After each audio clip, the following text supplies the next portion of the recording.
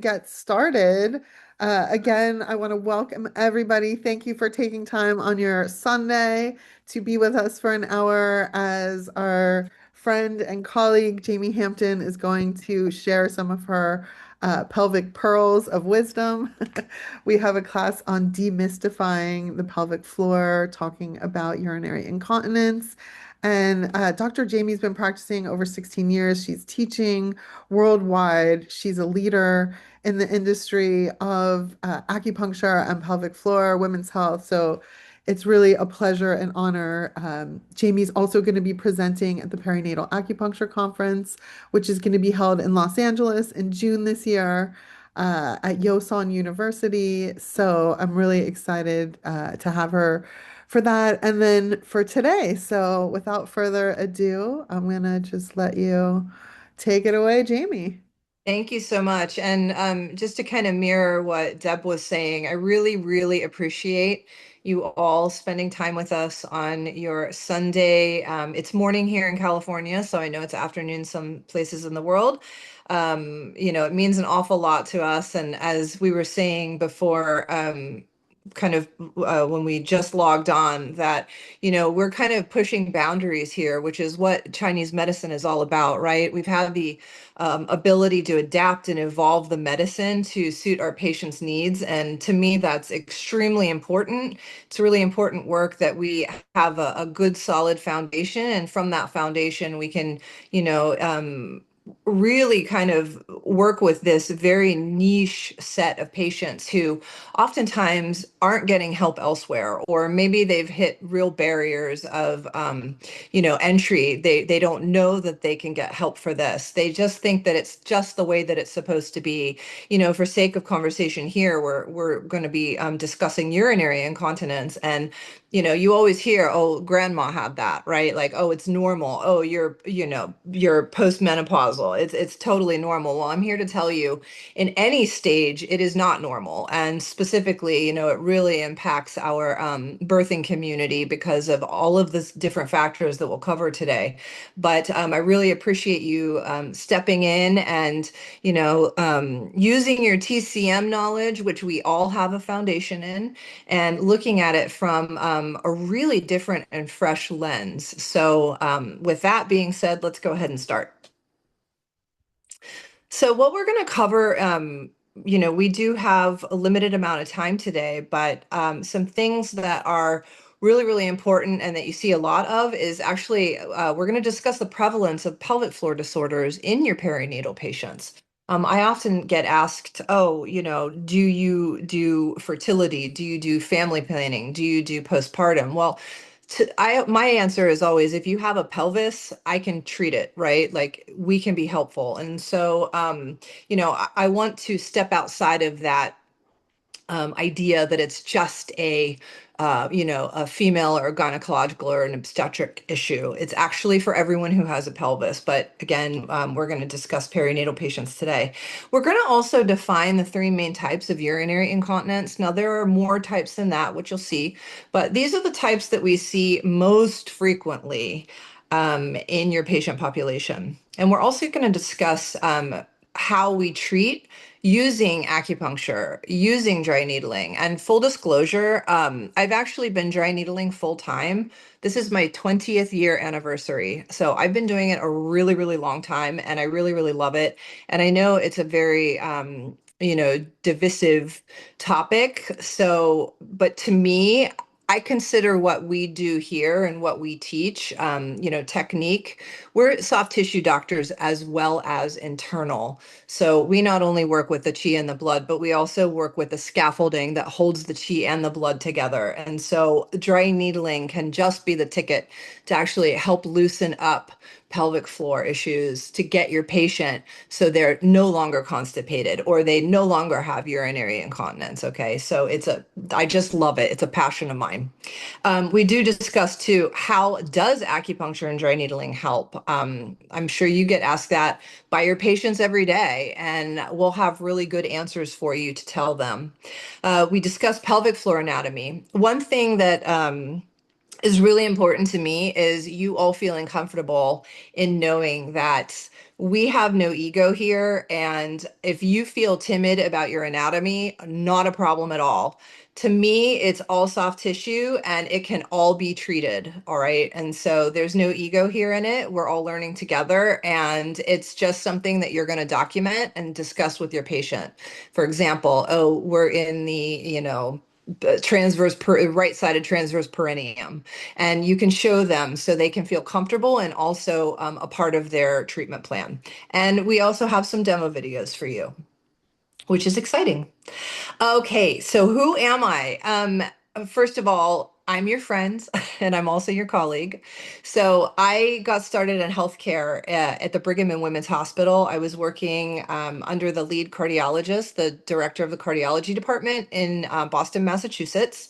And I really wanted to go to medical school, and I wanted to see what it was like to live, in a really academic part of the world, a very intellectual and cerebral part of the world, but also be a part of a very dynamic clinical setting. And so, working at the Brigham and Women was one of the most amazing experiences I've ever had. And my role there was really interesting.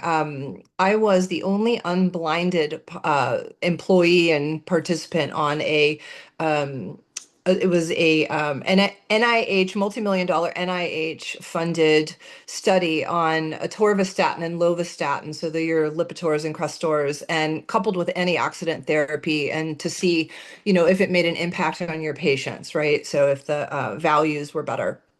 And one thing that I noticed working with the patients, I recruited the patients, I recruited the cardiologists, I discussed dietary journaling with patients. I was a liaison for, getting them from the greater Boston area to come in to have their blood labs drawn. I mean, I kind of did everything. But I noticed that, and of course, being in the study and involved with that study, that clinical settings like hospitals they do acute care really, really well, but a lot of people have chronic issues. And so that's what led me to the American College of Traditional Chinese Medicine. So I packed up my little Honda Civic and I didn't know a single soul, and I drove across the country and I landed in San Francisco. So I started that program in the early 2000s, and I graduated from ACTCM in 2005 and got licensed and started practicing immediately, and just fell in love with it and decided to become one of the first, well, I was the first cohort to go through for the first professional clinical doctorate. So the DAOM, I graduated from ACTCM with that in 2008. I've had lots of experience working with the American College in all different types of clinical settings, from, the California Pacific Medical Center to the Haight-Ashbury Free Clinic to you name it. I've been all over, and I just love working with patients, but I really, really, really love advocacy and education probably just as much. So you'll hear me talking a lot about that. So you can kind of see the multiple healthcare settings here. So let's go ahead and go to the next slide. So what are some common perinatal pelvic floor disorders? This is what we see all the time in clinic on your intake form. They're coming in because they might have low back pain. They might have hip pain, right? They might have um, athletic pubalgia. They might have pelvic girdle pain. Of course, we can see urinary incontinence, which we're talking about today. So there's anal and fecal incontinence. There's painful sex.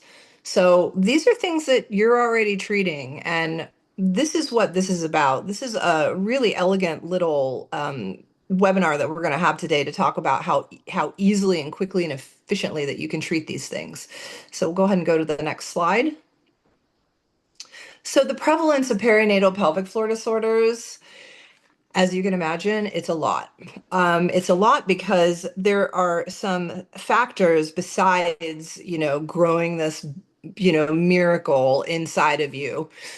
You have intra-abdominal pressure, right, is being increased. You're having vertical columns of forces that are coming down into the pelvic floor. So your organs are shifting.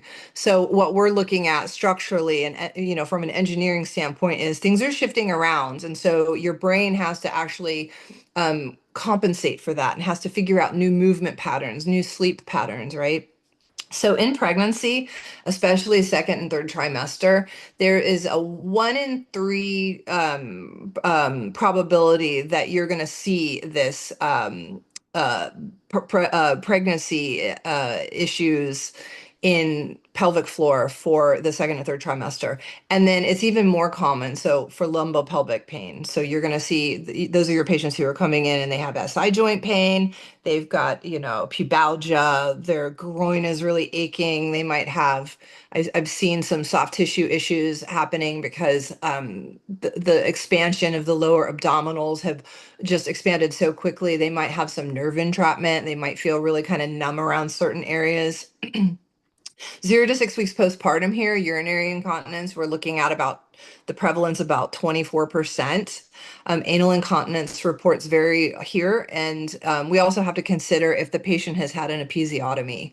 So we're not really covering episiotomy here, but really scars are super, super important. Cesarean scars, episiotomy scars, because what they're doing is they're taking soft tissue that's been stretched, right? Because it has to accommodate this growing body in it, in your abdominal canister, and you're cutting it and then you're stitching it back together, or even a natural tear. Okay. So the tissue has to kind of heal up and regranulate and learn how to move and slide and glide, hopefully without causing pain.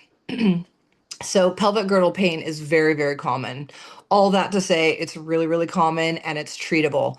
And actually, funny enough, when I was going through the DAOM at ACTCM, we didn't, our program was women's primary care and pain management. And so interesting that this is kind of the intersection of both of those things, right? And which is kind of, thinking about it, looking back, this just fell in my lap and it made perfect sense to me. So a lot of the times we're taught, oh, pregnancy, don't treat them. Let them go through their pregnancy, then treat them afterwards. And yet I often find that our birthing bodies are the ones that need the most help, right? Most help and support around the pain that they're having. And I just have never been timid about needling them. And there's safe ways to do it, of course. And there's also contraindications. And that's always something to take into consideration. But my point is, they really, really need your support and they really, really need your help. So. All right, so 2 to 6 months postpartum. We'll flip back to that slide real quick. So dyspareunia, for those of you who are new to that, it's pain with intercourse. So that could also be, they could have pain with toys, right? So inserting fingers, they could have pain with provocation. So into that vaginal introitus and around the vestibule. And that's still about approximately 43% estimated that they're going to have that. And also pelvic organ prolapse greater than or equal to stage 2. So that's really important. I want you to just kind of like bookmark that, because we're also talking about incontinence that is due to pelvic organ prolapse. Okay. And then 6 to 12 months here postpartum, urinary incontinence is still approximately about 32%. So this is, again, your 1 in 3 patients that are coming in and they're having urinary incontinence. And you can actually help support them by doing true pelvic floor needling and supporting pelvic girdle help. Dyspareunia here is approximately 22%, and then anal incontinence can persist as well. And again, you see that a lot too when the levator ani complex and the external anal sphincter has been compromised. Okay, next slide, please. So again, we're going to focus on that urinary incontinence. So let's talk about the different kinds of incontinence. We have really nice little visual here. So stress urinary incontinence, we see urge urinary incontinence, and we'll talk about what these types are in a moment. Mixed urinary incontinence, which is, I see that a lot. Overflow incontinence, and so that's actually involuntary leakage. And that's actually the detrusor muscle. So that's the muscle that is over the bladder, has been stretched. And so it's unable to fully squeeze to help get that fluid out. And so you have a constant leak. There's also functional urinary incontinence. So those are your people who might be mobility impaired, or they might have, I don't know, they might be on the stage performing and have a really complicated, costume, and they can't get it undone in time, but their bladder is totally normal, but it's a functional thing. And then you have transient situational urinary incontinence, which is actually, it can be brought on by pharmaceuticals. It could be brought on by other things like, nerve damage, that type of thing, but that it's temporary. Okay, next. So most common types, these are the most common types that I see. And I've got to tell you, I see this in my clinic every single day. And I just can't stress this enough. I have been specializing in pelvic floor full time for 16 years. So my practice is, 40 hours a week of working with pelvic floor patients. And this is the thing that I see the most with the patients who come in who have pelvic floor disorders. So we're seeing stress incontinence, urge incontinence, and mixed. So that's a mix of stress and urge, okay? And they're the most common is mixed postpartum. Okay, we'll go ahead and go to the next slide. So the definitions of these urinary incontinences that we're going to talk about. So stress incontinence is the leakage of urine with increased abdominal pressure. Okay, so these are your patients who, when they're on a trampoline, they tinkle a little bit, or they cough or sneeze, or they're like, oh, I was laughing so hard I had to cross my legs because I had to hold it in, right? Stress incontinence is important because we spoke a minute ago about those vertical columns of forces that are coming down from your inside your intra-abdominal, your cavity, right? So your canister. So the diaphragm is the ceiling of your abdominal canister, and the true pelvic floor is the floor, absolutely, of this canister. Okay. And so when you've got some changes in pressure, and these are also too, let's just think outside the box real quick. These are your dead weight lifters, like your Olympic, your kettlebell folks who are like bracing and gripping, like they're going to be probably, maybe down the line, they're going to have a little bit of stress incontinence because they're just so strong in these forces. So stress incontinence, urge incontinence now is sudden and intense urge to urinate, followed by involuntary leakage. Now, this can be from a lot of different reasons. So think about stress incontinence as pressure coming down from the top of the bladder. Urge incontinence that pressure is coming in and the signals coming in from all sides of the bladder, right? And so there's absolutely brain involvement with this as well. And you see that involuntary leakage. And then a mix is the two of those. And so it's stress and urge, but the unfortunate thing is if you don't treat it during this really kind of critical postpartum window, then it can actually become more urge incontinence because it's become kind of centralized, and it's now a new kind of neural pathway that the patient is anticipating, right? Because they've had a chance to have that new program into their their neurological system. So the brain is like, oh no, we have to go to the bathroom. Oh no, oh, there's the door, I should go to the bathroom before I leave. And oh, you pull up from your driveway and you see the door and you're like, you have to sprint to the bathroom. So once it gets to that stage where it becomes imprinted in that neurological pattern, that biofeedback,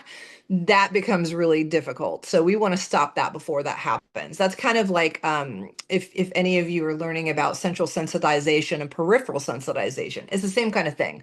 Once it gets in that in your brain and your hard drive, that's when it becomes kind of more habit, and that becomes more difficult to break. So, all right, next, please.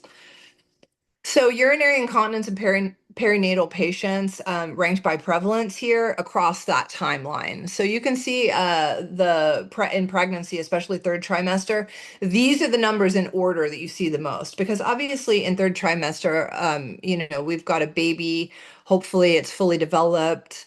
So we see stress incontinence. then you see mixed, and then you see urge, okay? So postpartum, 0 to 12 weeks, again, same, stress, mixed, and then urge. And then look at this, postpartum, 6 to 12 months. So this is later postpartum. We see mixed because they have been, not having time to go do the pelvic floor rehab because they have a newborn to take care of, right? They're not sleeping well. There's so many different factors why we're seeing this in the late postpartum. So we've got mixed, stress, and then urge. Okay, next. And here you can see what these types look like and the primary mechanism. So we kind of touched on this earlier. Stress urinary incontinence is failure of the urethral closure during increase in abdominal pressure. So those are your people who are, doing dead weight lifting, they're coughing, they're sneezing, they're on the trampoline with their kids. And the anatomy that's involved here are the true pelvic floor muscles, right? And the pubourethral ligaments. We do teach as well ligamentous needling in our seminars because it is really, really super important. Um, and in these notes here, most common during pregnancy and early postpartum, and it's linked to vaginal delivery and also the actual physical stretch of the pelvic floor. Urge incontinence. Okay, so urge incontinence, that UUI is urge urinary incontinence, and OAB is overactive bladder. So that's the involuntary detrusor contractions during bladder filling. Now, maybe a lot of you have not heard about that muscle, and this might be the first time, but the detrusor muscle is really important. And when I'm teaching in class, I describe it like you have a water balloon that's filled up with water, or it's not completely full of water, and then it's tied off and it has like a shell over top of it. Well, the detrusor is the shell, so it's actually not allowing for full expansion of the bladder. And so when the bladder starts to fill more and more and more, so when the water balloon wants to get bigger and bigger and be fuller, that it actually bumps up against that detrusor muscle like it's hitting a wall. Okay, so that causes what we call overactive bladder issues. So bladder afferents, remember, we can't be remiss. We have to talk about that parasympathetic sacral pathways. So those are your sacral ganglion, and we talk a lot about that in our classes as well. And we neuromodulate that because S234 keeps the poo and pee off the floor. All right. So this is less common, and it may emerge postpartum with altered sensory thresholds. Okay, fatigue, we talked about this, fatigue, stress, mixed. So that's what we see the most in that long-term postpartum is a combination of stress and urge. And it's pelvic floor and urethral support, again, detrusor involvement and central inhibition pathways. So remember, central, we talked about that, it's getting more imprinted into your patient's hardware, right? So it's getting into that new kind of nervous pattern. And we're seeing that again, it's going to fluctuate with hormones. Obviously, it takes a long time for our birthing individuals to kind of re-regulate, but sleep deprivation is a big one, and stress is huge. Now, overflow urinary incontinence is actually incomplete bladder emptying, leading to overflow and leakage. So this is actually detrusor underactivity. So there's no longer that neuromuscular feedback. It's squeezing on the bladder, telling that you have an overactive bladder. It's actually underactive. Okay, and there could be sacral nerve involvements with this as well.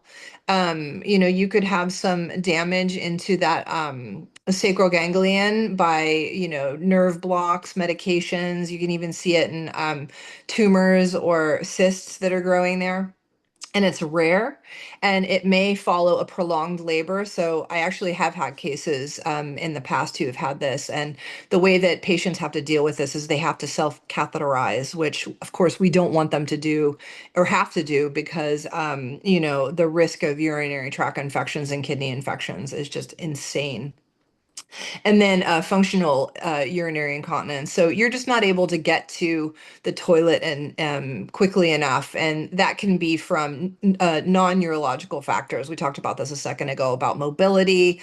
Maybe you are on, heavily sedated, and you're just not getting the feedback that you have to go to the bathroom. Okay. So, seen early in postpartum due to pain, fatigue, again, limited mobility, and also infant care demands. Next. Treating urinary incontinence. So, again, I can't stress this enough. Chinese medicine is brilliant.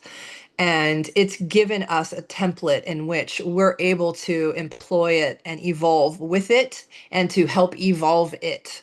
So, using electroacupuncture, using dry needling, we can actually treat nerves. We can treat all of the connective and soft tissue. So, muscles, fascia, tendons, ligaments, it all has to be considered. And oftentimes it's literally the missing piece of the puzzle. Next, please. So, how do acupuncture, dry needling, and these myofascial techniques actually help? Working with soft tissue to affect the fascial connections. So, there's different types of fascia, and I'm a bit of a fascial geek myself. Fascia needs to be stretchy, and it also needs to be moist. And so, to give you an example of how important fascia is, and this is for any of your patients who say, "Oh, I feel better once I get up out of bed and I get moving." Well, that's the fascia actually warming up and going from a more solid state to a more liquid state. So the muscles and the planes of the muscles can slide and glide so they can actually function and get more range of motion. Diaphragmatic breathing. This is important. The diaphragm actually is the ceiling of your pelvic floor. And if you have a patient who has dyssynergy, which means they're just not breathing properly, then if the diaphragm cannot expand, then we have a chronic contracture of pelvic floor and dyssynergy, and vice versa. And a lot of the patients that I see here in the Bay Area are, young, they're techies, they're not breathing. You ask them, this is liver cheese stuff, right? Like, oh, I hold my breath and then I take a big gasp of air. Well, their diaphragm's not working. So you need to check their, abdominals. You need to check their obliques. You need to actually palpate pretty deeply into their transverse abdominis and see what's happening. Also, what we do is we're directly addressing circulation. This is incredible. I get all the time, "Oh, I heard it's placebo." Well, how can it be placebo if I'm actually perfusing the tissue and radically increasing, nonetheless, oxygen to your tissue? Every aspect of your body needs O2 to survive, right? And to heal. So there's tissue remodeling that's happening when we're doing this type of work. We're also neuromodulating the nervous system. If you have these, contractile muscle spindle fibers, it's sending fight or flight feedback to your sympathetic nervous system. Can you believe that? That really makes a big difference. This is why when you do this type of work, your patients report, "Oh my goodness, I slept so well that night." Well, you slept well because you weren't in this fight or flight stage, right? Your rest and digest was able to turn on and activate fully. So neuromodulation for us is using e-stim. So we use lots and lots of e-stim in the class. We e-stim the true pelvic floor. We e-stim the ganglion. We perfuse. We use motor points. We e-stim the motor points, and we do a lot of myofascial trigger point releases, acupuncture trigger point releases. And back to the engineering of it all, we're actually creating space in the tissue. And this is something that you really have to experience for yourself and getting needled this way. Creating space in the tissue, the muscles of the pelvic girdle and the supporting pelvic girdle, which we'll see in a minute, actually are meant to slide and glide over one another. But if the underlying muscle is actually contracted and not working properly, then there is maladaptation and compensation going on. So what we need to do is we need to relax that, release the muscle spindle fibers, help with the O2 perfusion, right? We want to perfuse the tissue so it can heal up and lengthen, so your patients can have more range of motion, so everything starts to slide and glide together. Overall, affecting that neuromuscular system you're actually correcting the form and you're improving the function. And I just want to say this because it's super pertinent since we are working with the perinatal community here. This type of work really needs to be done pre-conception, all the way through conception and through pregnancy, okay? And then postpartum. Your patients are going to have a smoother delivery. They're going to have less pain during their pregnancies, and they're going to rebound faster. They're going to be able to absolutely jump back into life, get back to their activities of daily living, and be, well adjusted in a sense that they can start exercising and getting their lives back. Okay, next. So this is something that is just, I love this. I love all of this. This is a diagram that we've been using for a long time about all of the functions of the pelvic floor. So you can see 1 through 7, right? Pelvic organ support. So we're looking at, for cases here, we're looking at the intestines, we're looking at the uterus, etc. Bladder and bowel control. Well, this is very important to what we're doing as far as passing of urine, so urinary incontinence that we're talking about here. Sexual function, breathing, so that's that abdominal canister. And then again, pregnancy and childbirth. Next. When we talk about the pelvis, we have to talk about the scaffolding and the supporting pelvic girdle itself.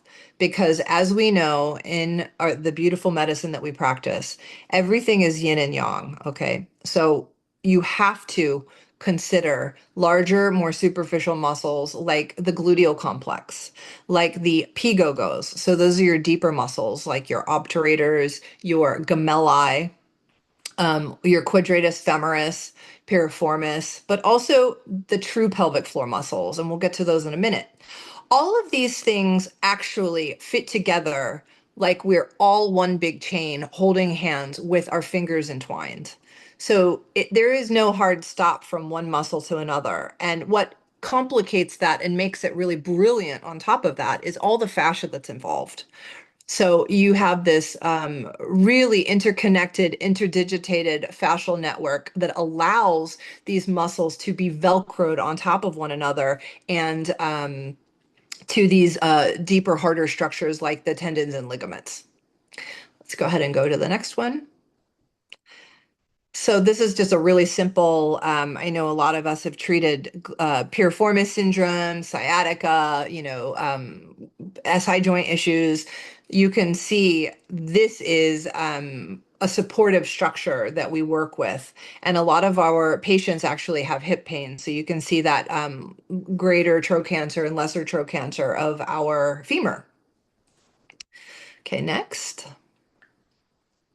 We cover all of this, by the way, in our big seminars. So don't be afraid. So the true pelvic floor itself, I actually like to describe it like a hammock, and it's divided into layers and compartments. And its functions, again, which we saw in the diagram a few slides ago, helps with stability and support, also helps with posture and walking, holds and supports digestive issues, reproductive organs, and aids in sexual and digestive functions like orgasm, urination, bowels, intercourse. Next.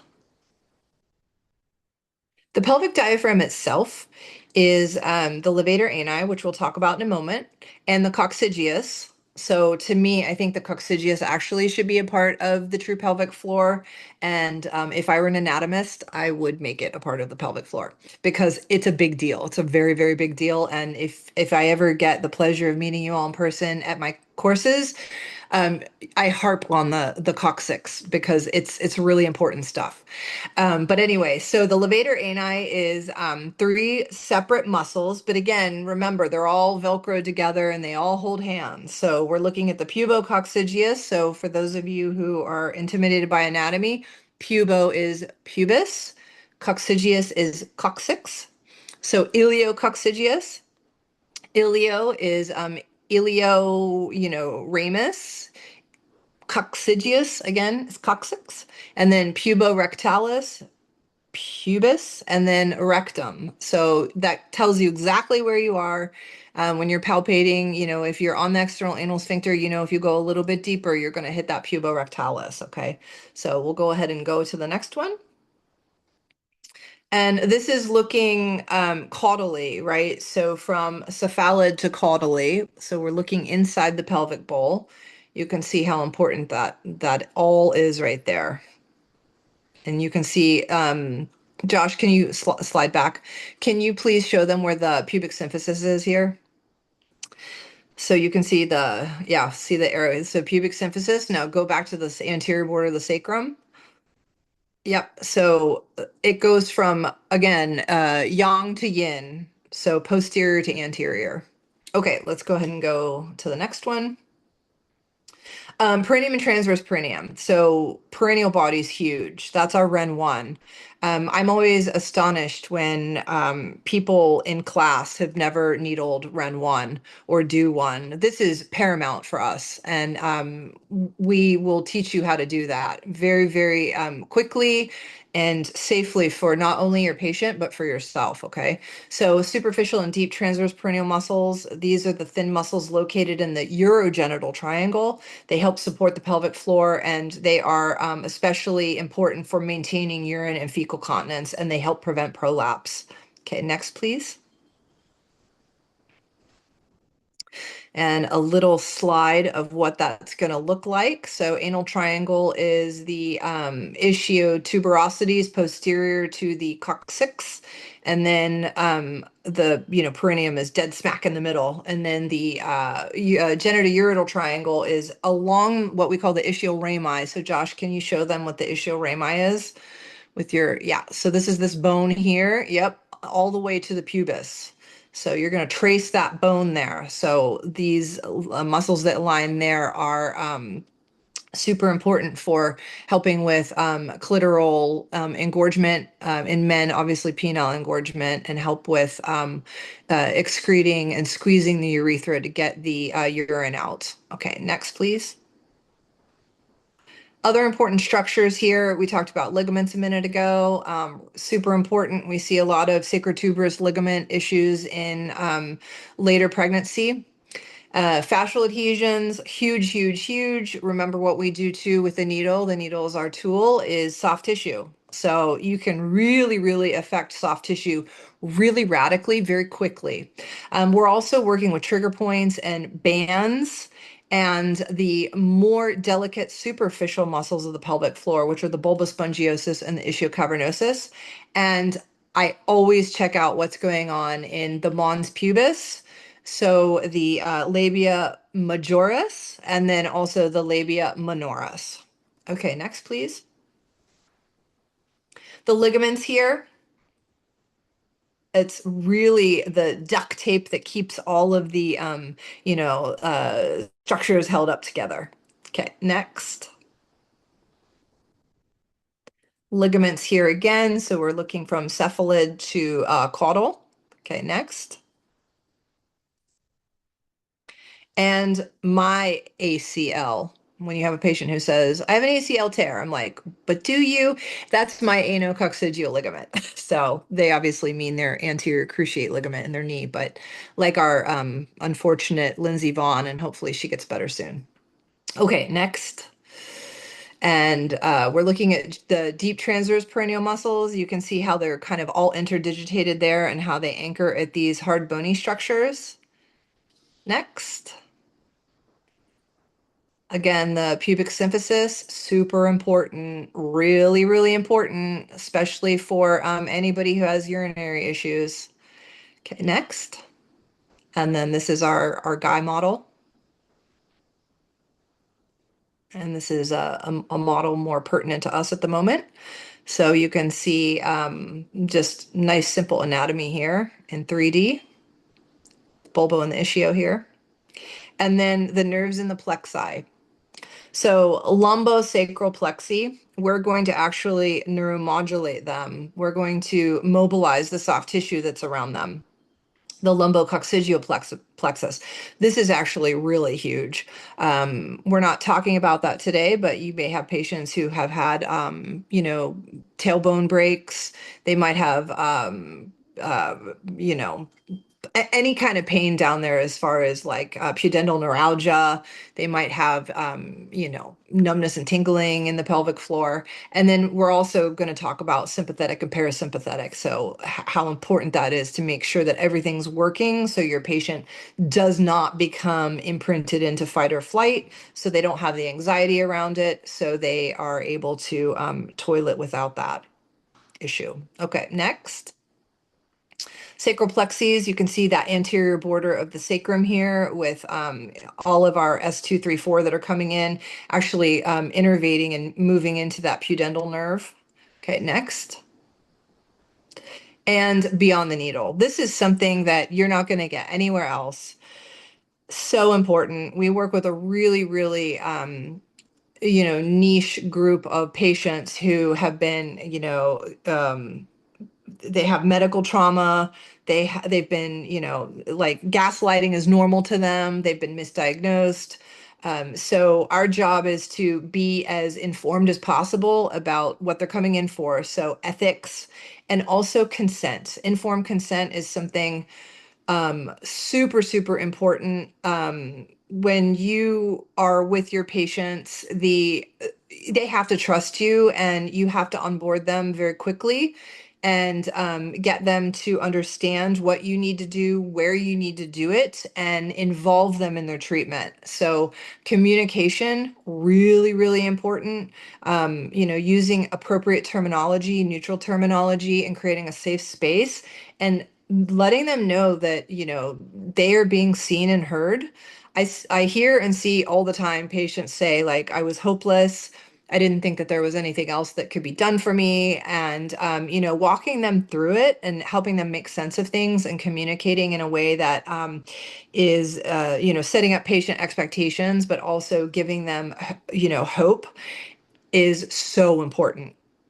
And draping. So draping is huge. Draping is going to be a make or break. And, in our seminars anyway, we start this as soon as 8 a.m. starts, first day of class, we start draping and we start practicing appropriate communication. So this is things to think about beyond the needle. Okay. So next. Okay, so we didn't want to bore you with me like yammering on, because I can do that. So we're going to do some demos now. So I'll let Josh take this away. Okay, so I'm going to pull up these videos. It just take 1 minute. First, we're going to do the pyramidalis. And Jamie, there was a question in the comments. I don't know if you want to answer it. Somebody asked about, do you have special malpractice for what you do? I hired an attorney. So when you attend ACES seminars for the pelvic floor certification, I part of the package is I give people the template for the my informed consent. So you need to make sure by state that you're allowed to do it. Now, in the state of California, again, I paid quite a lot of money to consult with an attorney. So my malpractice is set, and we're all covered.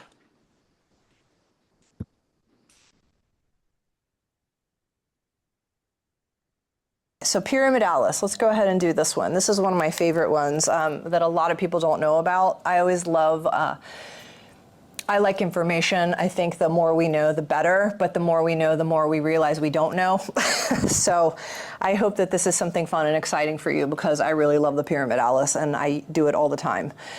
So again, we're just gonna locate that superior border of the pubic bone, the pubis, the umbilicus, and we're going to come halfway in between. This is going to be the apex, and we're just going to walk down, because normally in the pyramidalis, I'm just going to shift a little bit. You can see how I just changed my angle to this way. I'm going to palpate, because it's a pyramid, and it's a striated muscle this way.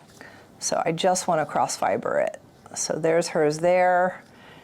And I'm pushing down, and I'm at this specific vector. So if our patient is a compass, and her head is due north and her feet are due south. Her left side is due east and I'm due west. I'm actually going southeast.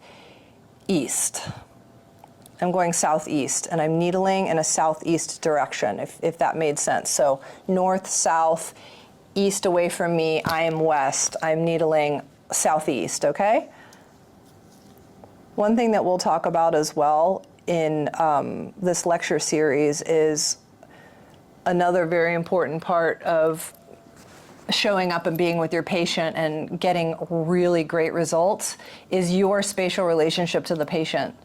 If you are not in the right place, you can miss so much stuff. You can miss so much information. I want you to start critically thinking about the three-dimensional spatial relationship that you have, and the interaction, and also their body as this three-dimensional object. So the trigger point can be, again, due southeast, but it could be, an inch and a half deep. So that's changing everything. So I want you to use your hands to find the spot, to hold the spot, and to needle into the spot.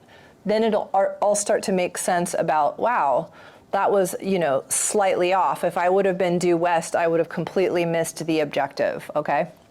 So we went ahead and needled her back to the pyramidalis. We went ahead and needled the pyramidalis. We're just gonna go back and assess, and it's much softer. Like everything feels a lot softer. So that was the pyramidalis, which is pretty much unknown. I don't know if anyone here has ever seen that needled or seen a clinical indication for it, but Jamie's class, just having done what she's done for 16 years, has discovered that to be very important for what we're talking about today. Let's do another one. Hold on, just have to pull this up. It's up already. Okay, this is the adductor, one of the adductors.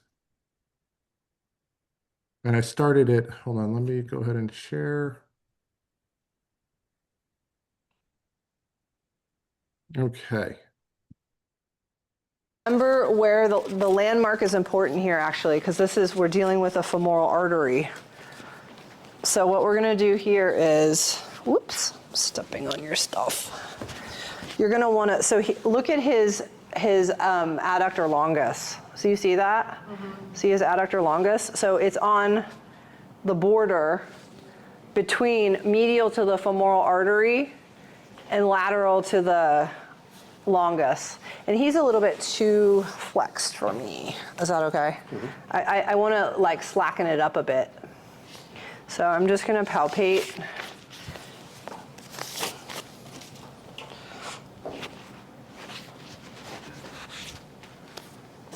And I'm just using these needles because they're open, but I wouldn't normally, because you don't need to have it this length. I'm just gonna locate his femoral artery again.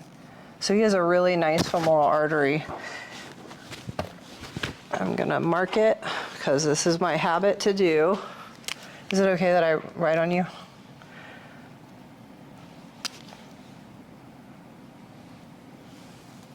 So here's the border. I'm gonna roll off and there's the border. So this is all off limits there. So I'm gonna go lateral and medial. I'm just gonna palpate in here. You doing okay? And I'm just gonna do perpendicular insertion.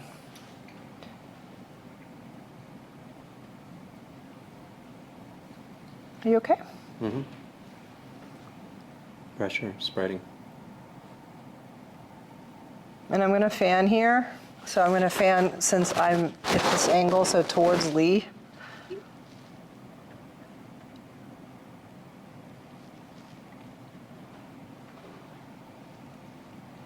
And you're right below the adductor.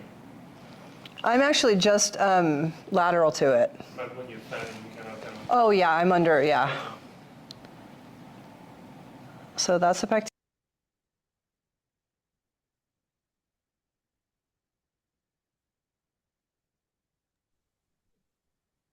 All right, that That was may have great. been pectineus, actually. I'm not sure, but It's all I just right. stopped. I found a seminar that we recorded and I went to the section and I said, let's do this one.